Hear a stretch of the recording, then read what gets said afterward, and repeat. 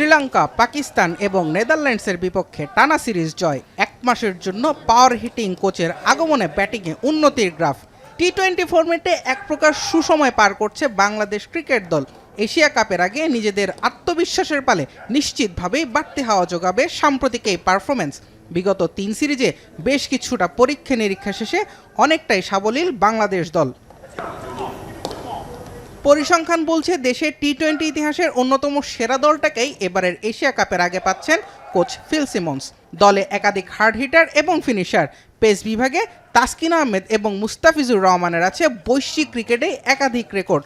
তবে পরিসংখ্যানের এসব সমীকরণে যেতে নারাজ জাতীয় দলের সাবেক অধিনায়ক খালেদ মাসুদ পাইলট।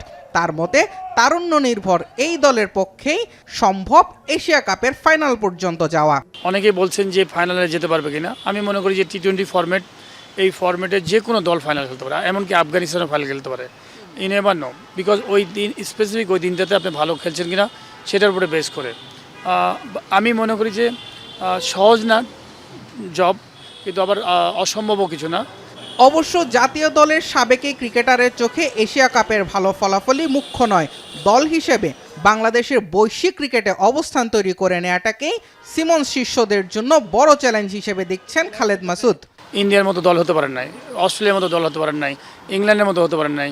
শুধুমাত্র আমরা প্রমোশন দিয়ে আমরা হয়তো অস্ট্রেলিয়ায় আছি, ইংল্যান্ডে আছি, বা হয়তো নিউজিল্যান্ডে আছি। এই প্রমোশন দিয়ে কতক্ষণ চলবেন আপনি? সাবেক অধিনায়ক অবশ্য এশিয়া কাপ এবং বর্তমান দলের বাইরে গিয়েও ভবিষ্যৎ নিয়ে ভাবনায় আগ্রহী। জাতীয় দলে খেলোয়াড় তৈরির প্রক্রিয়া আরও বেশি পোক্ত করার দিকে নজর দেওয়ার আহ্বান তার। খেলোয়াড়ের সংখ্যা অনেক কমে গেছে, কোয়ালিটি খেলোয়াড়ের সংখ্যা কমে গেছে। প্লেয়ার হয়তো আছে, দেখবেন যে লিগ খেলছে অনেক, কিন্তু মাশরাফি, তামিম, সাকিব, মুশফিক যারা বেরিয়েছে তাদের পরের জেনারেশনটা আমার কাছে মনে হয় তাদেরকে বিট করে বেরিয়ে আসার মতো হয় নাই। পাইলটের বিশ্বাস, নতুনদের নিয়ে গড়া এই দলের দরকার আরও বেশি একাগ্রতা। বর্তমান ফর্মকে পুঁজি করে সামনের দিনগুলোতে বড় দল হবে বাংলাদেশ, এমন বিশ্বাসও আছে সাবেক অধিনায়কের।